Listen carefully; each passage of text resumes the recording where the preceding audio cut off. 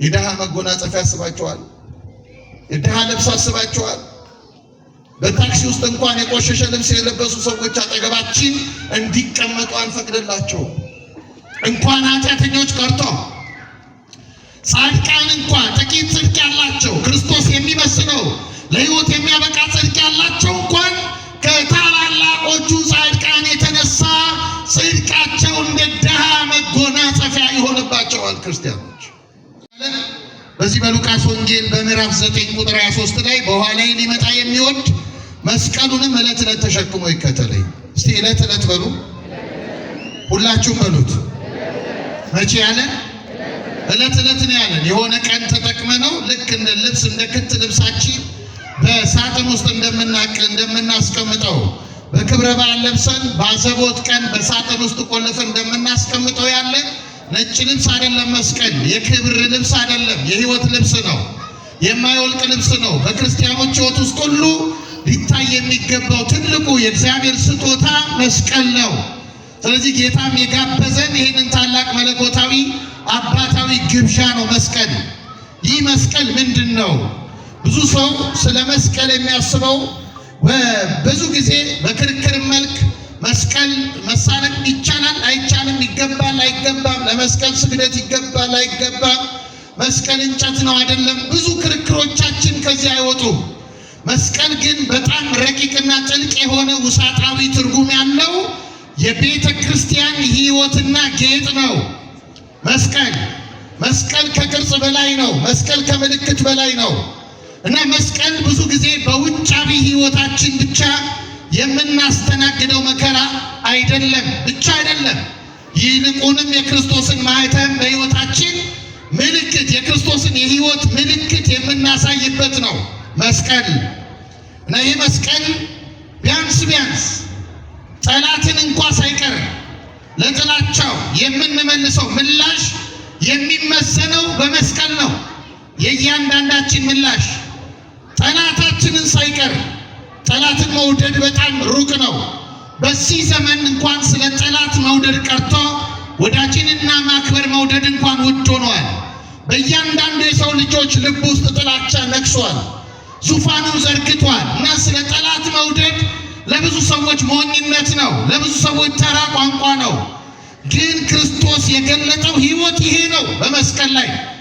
ለዚህ ነው ሐዋርያው ቅዱስ ጳውሎስ ለሮም ክርስቲያኖች በጻፈው መልእክቱ ወደ ሮሜ ሰዎች ምዕራፍ 5 ቁጥር 10 ላይ ምን አለ? ጠላቶች ሳለን አለ ከእግዚአብሔር ጋር በልጁ ሞት ከታረቀን ይልቁንም ከታረቀን በኋላ በሕይወቱ እንድናለን አለ።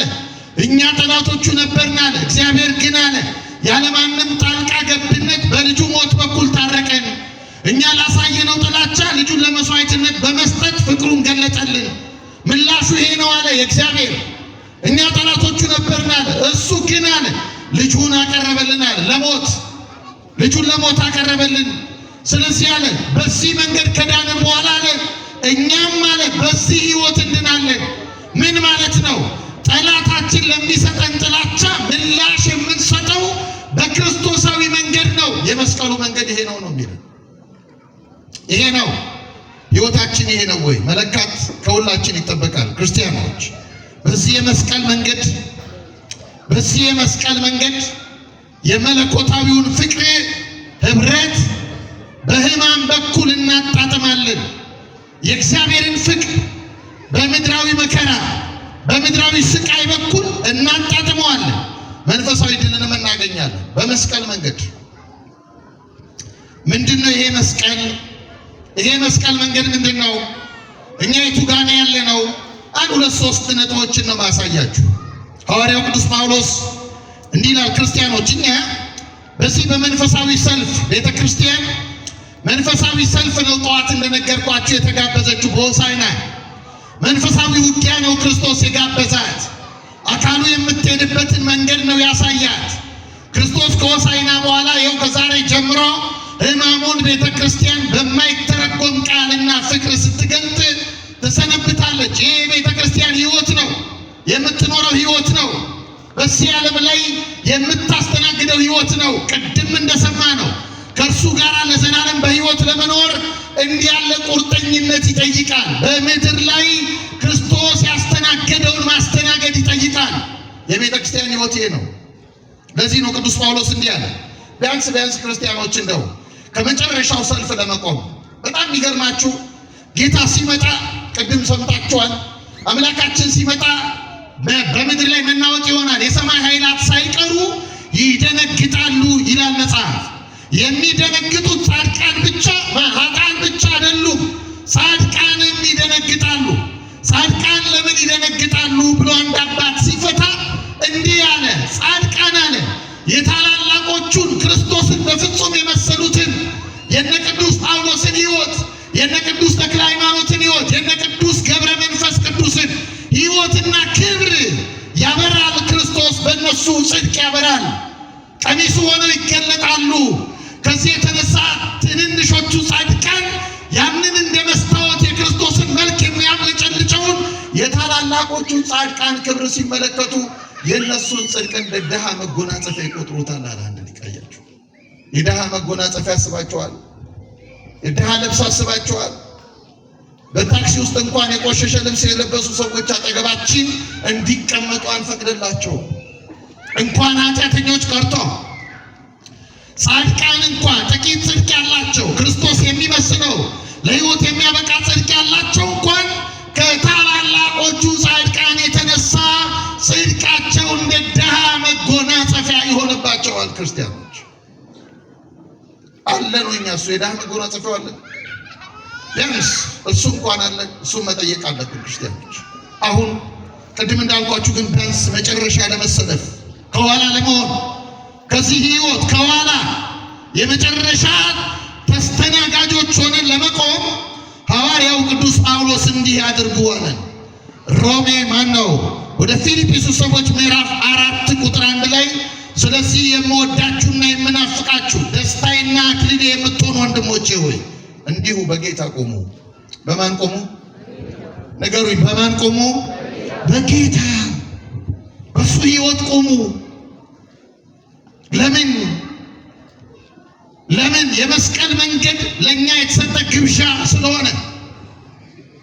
አንድ ኦሪገን የተባለ የቤተክርስቲያን ሊቅ ቤተፋጌ ክርስቶስ ዛሬ አህያዋን አምጡ ብሎ ያዘዘባት ስፍራ ቤተፋጌ የምትባለው ቤተፋጌ ማለት የተመሳቀለ መንገድ ማለት ነው።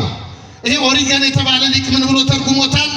ቤተፋጌ አንደኛው የክርስቲያን ጉንጭ ነው አለ። አንደኛው የማን ጉንጭ? አቤት የክርስቲያን ጉንጭ ነው አለ። አያችሁ፣ ክርስቶስ ደግሞ በወንጌል ምን አለ? ጉንጭህን ለሚመታህ አንደኛውን ደግመህ ስጠው።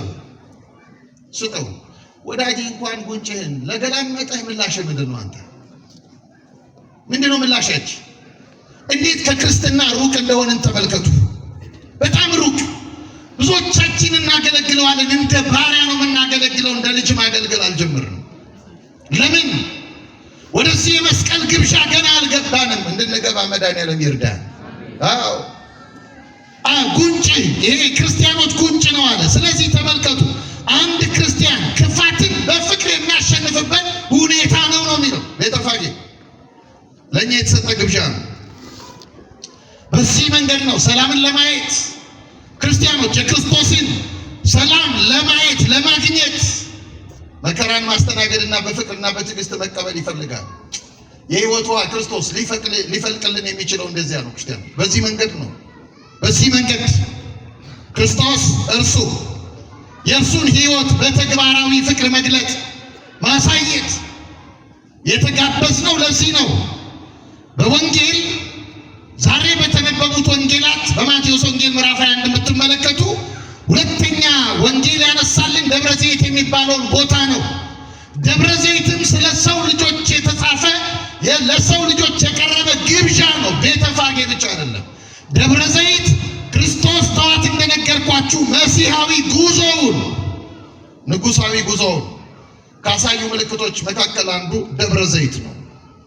ጌታችን በዚህ ወንጌል በማቴዎስና በማርቆስ ወንጌል ክርስቶስነቱን ንጉስነቱን ያሳዩ 3 ምልክቶች አሉ። አንደኛው ከደብረ ዘይት ጋር ያለው ግንኙነት ነው። አንዱ እሱ ነው። ሁለተኛው ውርንጫ እንዲመጣ ማዘዙ ነው፣ ትእዛዝ መስጠቱ ነው፣ ንጉስ እንደሆነ ያረጋገጠ ነው። ሶስተኛው የዳዊት መንግስት መጠቀሱ ነው። በጌታ ስም የምትመጣ የአባታችን የዳዊት መንግስት የተባረከች ናት ይላሉ።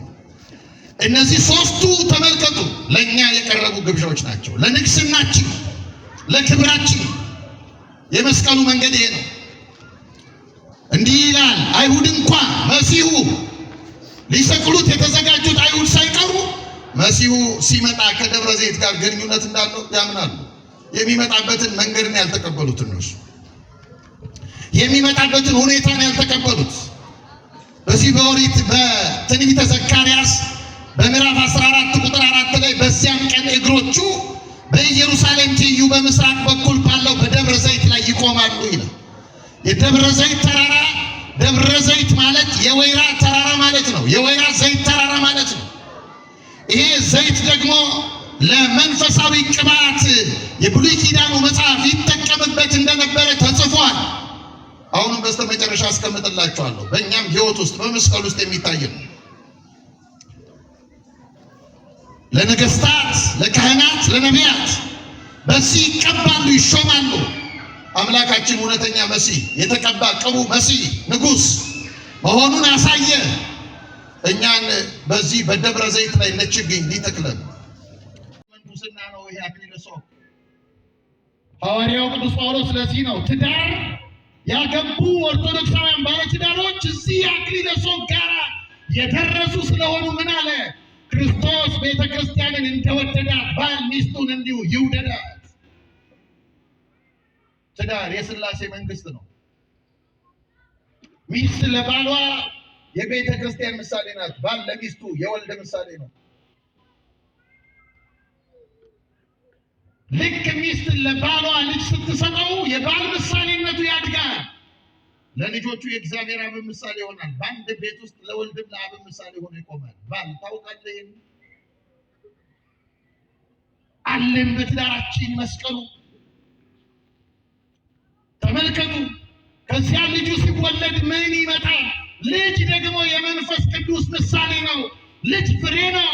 መንፈስ ቅዱስም ለቤተ ክርስቲያን የጽድቅ ፍሬ ነው፣ በየዕለቱ ፍሬን የሚመግባት እና በትዳራችን ውስጥ የሥላሴን መንግስት አቁመናል። ታዲያ ወዳጄ ትዳር ይፈርሳል። ትዳርን ማፍረስ ማለት የሥላሴን መንግስት መናድ ማለት ነው ከጎጆአችን ውስጥ። ይህን እናውቃለን። የመስቀሉን መንገድ አልጀመርንም። በጋብቻው ላይ የሚያመነዝር ባል ይህን የመስቀል መንገድ አልተከተለም። በአቋራጭ ነው እዚህ ጋር የመጣው። ችንካሩን ሳይለማመድ አክሊለ ሾኩን ይደፋል። አልለመደውም ችንካሩ። ወዳጆቼ ምንኩስናም እንደዚህ ነው። ለቆሙ የሚታመን መነኩሴ አክሊለ ሦኩ ጋር በትክክል ደርሷል። ለቆሙ ካልታመነ ሳይታመን ብታዩት ችንካር ሳይለማመድ በአቋራጭ እዚህ ጋር መጥቷል ማለት ነው። መስቀሉ የመስቀሉ መንገድ ግብዣችን ነው። ክርስቶስ ጋበዘን። ክርስቶስ እንድንኖረው ጋበዘን። አብረነው ለዘላለም እንድንኖር ይሄንን የክርስቶስ ፍለጋ ተከትለን ወደ ጽድቃችን ለመድረስ ክርስቲያኖች መስቀሉን ዕለት ዕለት